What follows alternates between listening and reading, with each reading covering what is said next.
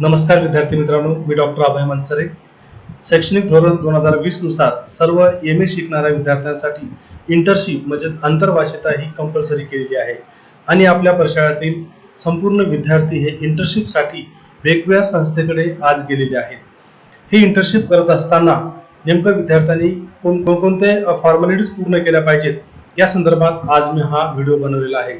सर्व विद्यार्थ्यांकडे बी, सी आणि डी हे 3 अनॅलिजर आहेत.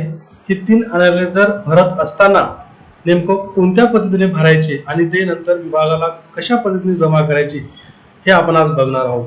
तर हा जो बी अनॅलिजर आहे, या बी अनॅलिजर मध्ये सर्वप्रथम तुमची ज्या ठिकाणी इंटर्नशिप चालू आहे त्या संस्थेचे नाव तुम्हाला इथं भरायचे आहे, लिहायचे आहे.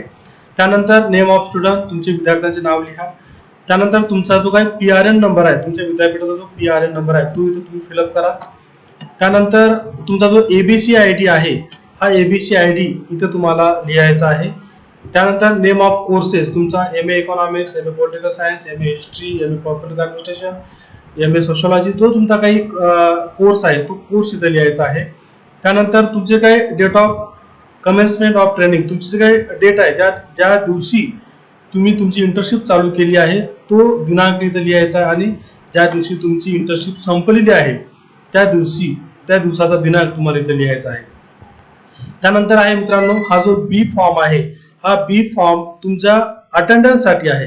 हे अटेंडन्स तुम्हाला तिथे ज्यावेळेस तुम्ही त्या इंटर्नशिप करत असताना ज्या संस्थेमध्ये तुम्ही जात असाल त्या संस्थेमध्ये गेल्यानंतर ज्या दिवशी तुम्ही गेलेले आहात त्या दिवशीची ही अटेंडन्स आहे.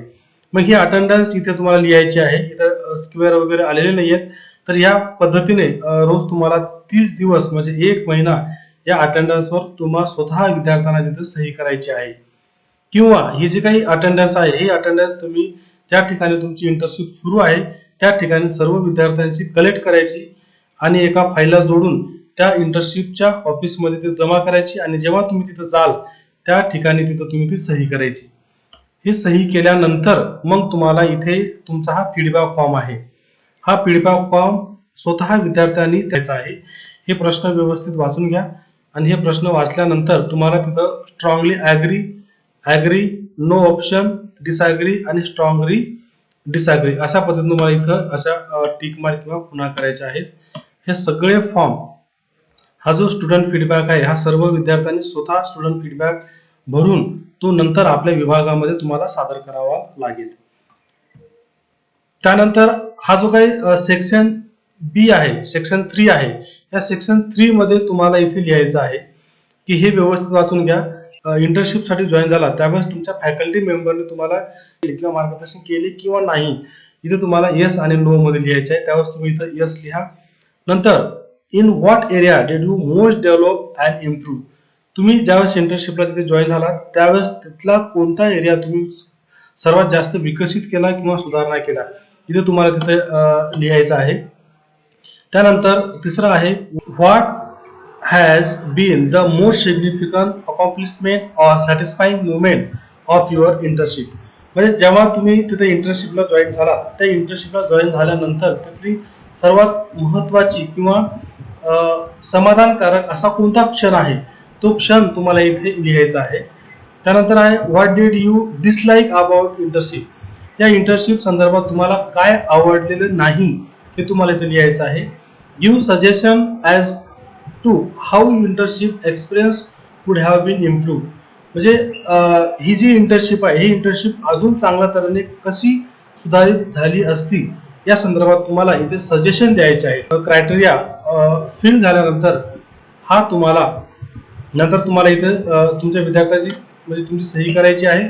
नंतर मग तुमचा जो मेंटर आहे, मार्गदर्शक आहे, त्याची पण इथं सही घ्यायची आहे आणि नंतर मग हा फॉर्म तुम्हाला इथे विभागाला जमा करायचा आहे. आता या अनॅलिझर सी मध्ये जसं तुम्ही अगोदर बी फॉर्मचा डिटेल्स भरलेला आहे त्याच पद्धतीचे डिटेल्स तुम्हाला या सी फॉर्म मध्ये सुद्धा भरायचे आहेत.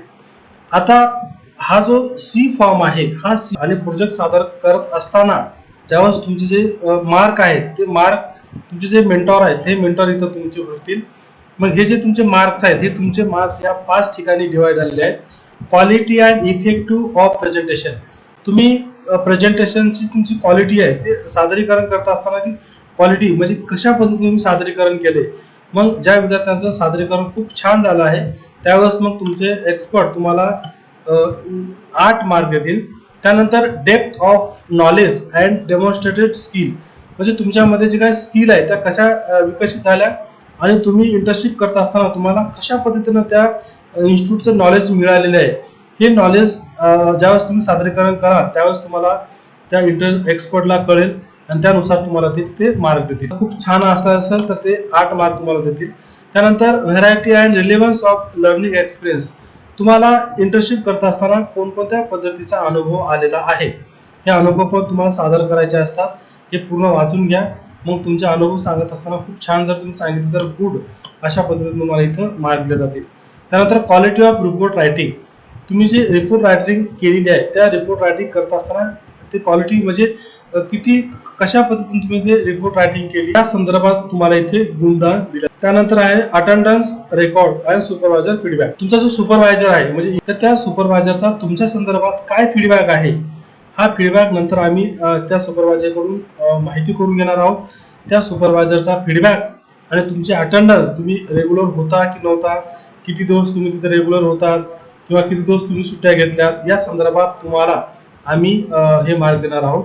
तर तुम्ही तुमच्या सुपरवायझरचा फीडबॅक खूप छान असेल आणि तुमचा अटेंडन्स पण रेग्युलर असेल तर तुम्हाला 8 पैकी 8 मार्क दिले जातील. तर मित्रांनो हा आहे डी फॉर्म. डी फॉर्मवर तुम्हाला जी माहिती आहे ही माहिती अगोदर सर्व विद्यार्थ्यांनी पूर्णपणे भरून घ्या. तो सर्वांनी एकदा कलेक्ट करायचा एका ठिकाणी एका फाईलमध्ये लावायचा आणि तुमच्या सुपरवायझरकडे द्यायचा आणि त्यांना सांगायचं की सर आम्हाला या ठिकाणी गुणदान करा आणि गुणदान झाल्यानंतर मग त्या सुपरवायझरचा इथे तुम्हाला सही आणि सिक्का वगैरे तुम्हाला इथे घेऊन यायचा आहे. तुम्ही तिथे कसं इनिशिएटिव्ह घेतलंय हे तुमच्या सुपरवायझरला माहित असतं. मग तो सुपरवायझर तुम्हाला 0 पासून 8 पर्यंत हे गुण देईल. जर तुम्ही खूप चांगलं इनिशिएटिव्ह केलं तर तुम्हाला चांगले मार्क मिळतील.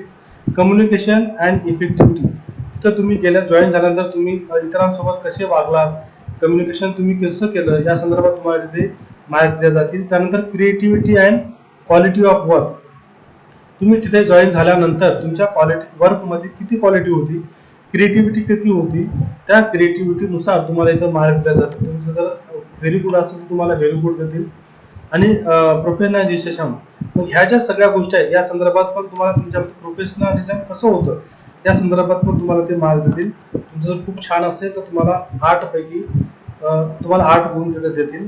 टाइम मॅनेजमेंट अँड डिसिप्लिन तुम्ही तिथे वागत असताना वेळेवर असेल तर तुम्हाला 8 पैकी तुम्हाला 8 गुण तिथे देतील.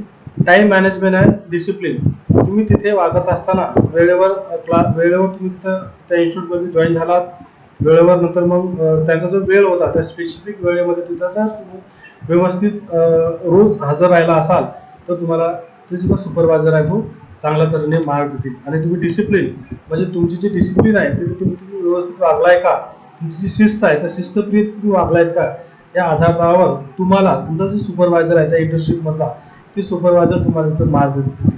म्हणजे सर्व मार्क दिल्यानंतर हा जो फॉर्म आहे हा फॉर्म तुम्हाला विभागामध्ये जमा करायचा आहे. त्यानंतर feedback of the overall project work done by the student मग तुमचा प्रोजेक्ट तयार झाल्यानंतर तो प्रोजेक्ट तुम्हाला त्या सुपरवायझरला पण दाखवायचा आहे.